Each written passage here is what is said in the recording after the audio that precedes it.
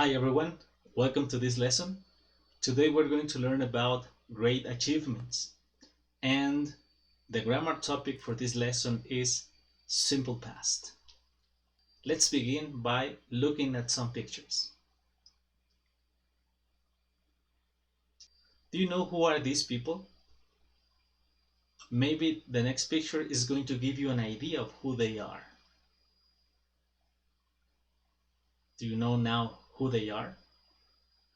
If you don't know, don't worry, we're going to learn about them.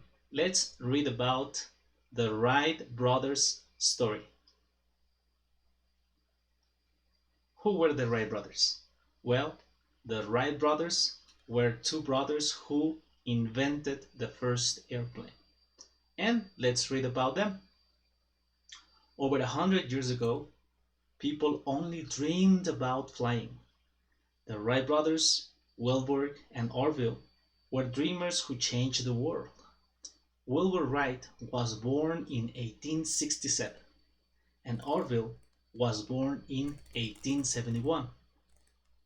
In 1878, they received a paper flying toy from their father.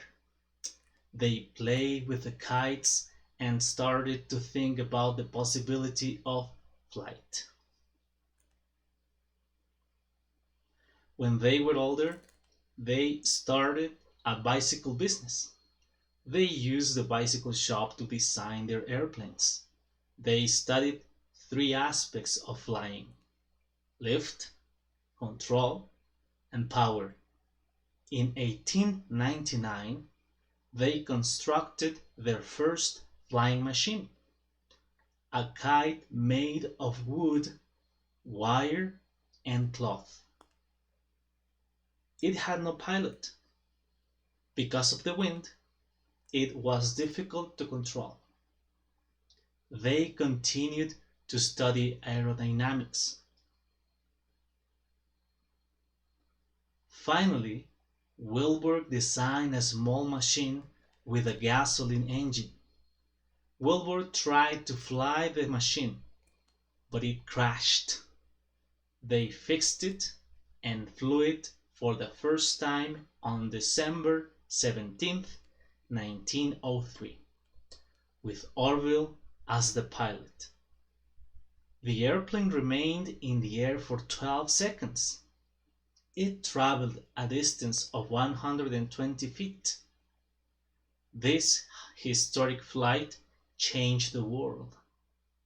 However, only 4 newspapers in the USA reported this historic event. The Wright brothers offered their invention to the US government, but the government rejected their offer at first. The government didn't believe that these men invented a flying machine. Finally, President Theodore Roosevelt investigated their claims and offered the inventors a contract to build airplanes for the US Army. December 17th, 2003 marked 100 years of flight. There was a 6-day celebration at Kitty Hawk, North Carolina, the location of the first flight. A crowd of 35,000 people gathered to see a replica of the first plane fly. The cost to recreate the plane was $1.2 million. However, it rained hard that day and the plane failed to get off the ground. Now, this was the Wright brothers' story. Let's learn about the grammar included in this story. It is simple past. Let's analyze some examples of simple past. In this slide, I have some examples. Number 1. Wilbur and Orville were dreamers who changed the world. Second example. They started a bicycle business. Third example. They studied three aspects of flying: lift, control, and power. And the last example. They fixed the machine and flew it for the first time on December 17th, 1903. As you can see, there are four examples. These four examples contain verbs in simple past. These verbs are changed, started, studied, and fixed. The verbs in red are forms of irregular verbs.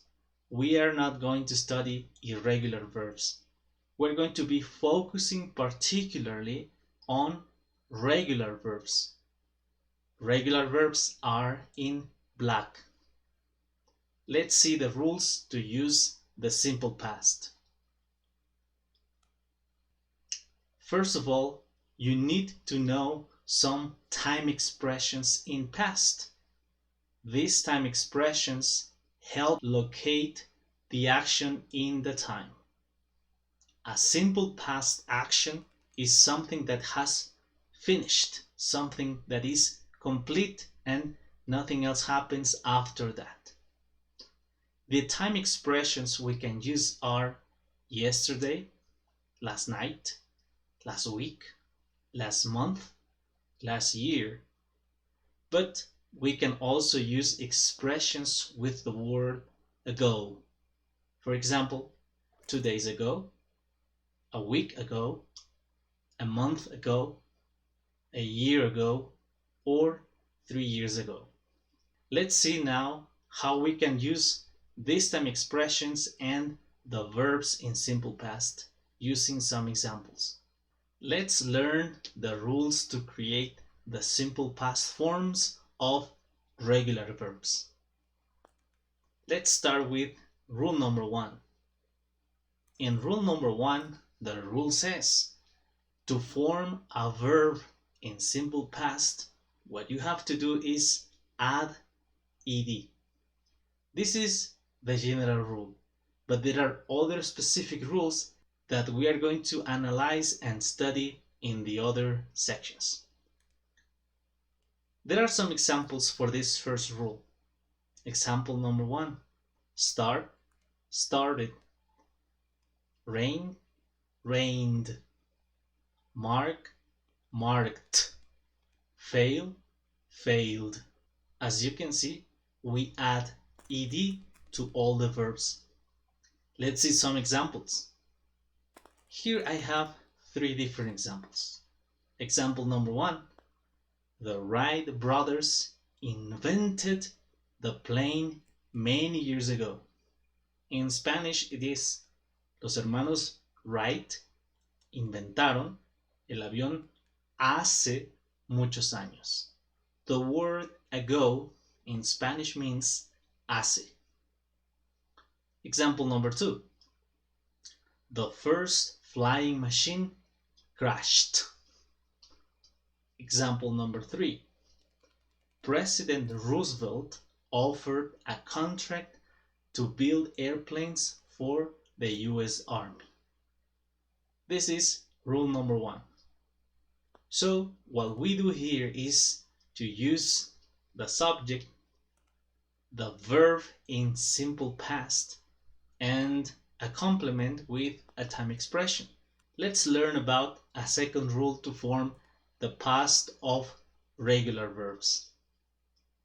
The second rule is if one verb ends in e, what you have to do is only add d. Examples: investigate, investigated. Continue, continued. Change, changed. Use, used. As you can see, all the verbs end in e, and all I do is add ed. That is the second rule. Let's see examples of these verbs and how we can use them. Example number 1.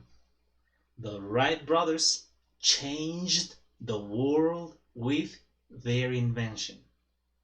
In Spanish this is: Los hermanos Wright cambiaron el mundo con su invento. Example number 2. They used the bicycle shop to design their airplanes. We use the same structure here: subject, the verb in simple past, and the complement. Now let's move to the rule number 3.